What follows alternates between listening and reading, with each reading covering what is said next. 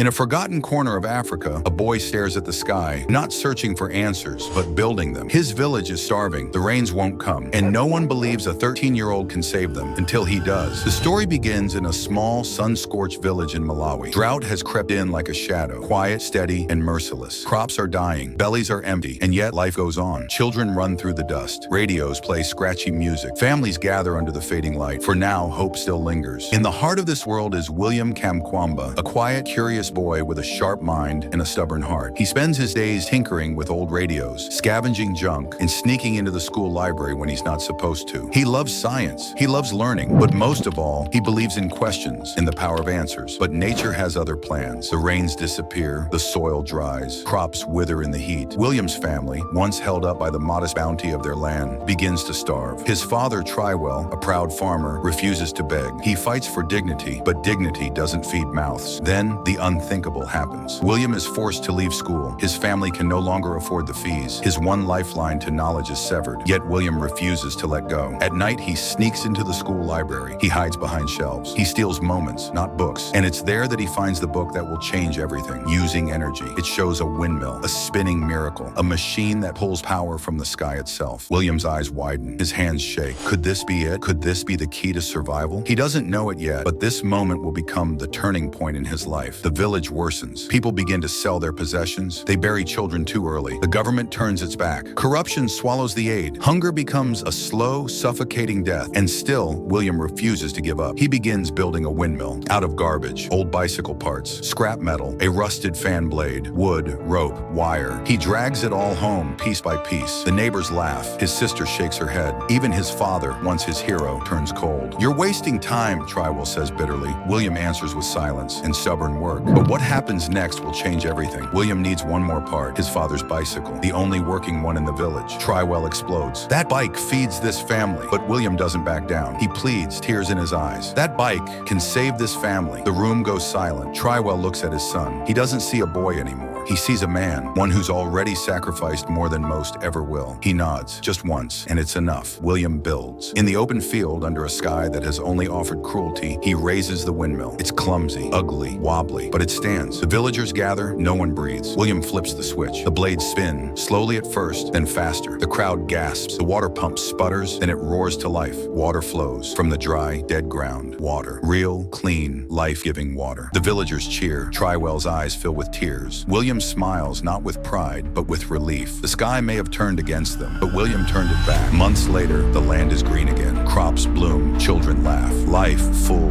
unbroken, real, has returned. And William, he goes back to school. This time, they don't charge him, they thank him. His village sees him not as a boy who dreamed too big, but the boy who harnessed the wind. What do you do when the world forgets you? When your stomach screams, and your heart aches, and your people are dying in front of you? You think, you build, you fight, with knowledge, with hope, with hands that won't stop working. William didn't wait for permission. He didn't wait for help. He became what his village needed. Not a hero, a solution. Because sometimes the most powerful force on earth isn't water or wind or even fire. It's a child who refuses to give up. His parents never left because they didn't have to anymore. The fields grow, the lights shine, and the harvests, they return year after year because of a windmill built from scrap, faith, and the mind of a boy who wouldn't quit. He didn't have access to Google. He didn't have mentors, money, or machines. What he had was a book, a library, a stubborn need to understand. He read, he tested, he failed, but he never stopped. And eventually the world started listening. From a village in Malawi to the world stage. He earned a scholarship to finish school. He left home, not to escape it, but to empower it. He went on to study environmental science, not just to build windmills, but to build change. This isn't just the story of a windmill. It's a story of belief, of what happens when you educate a child, and they use that knowledge to light the world. William Kamkwamba, the boy who harnessed the wind and gave power to a future no one could imagine.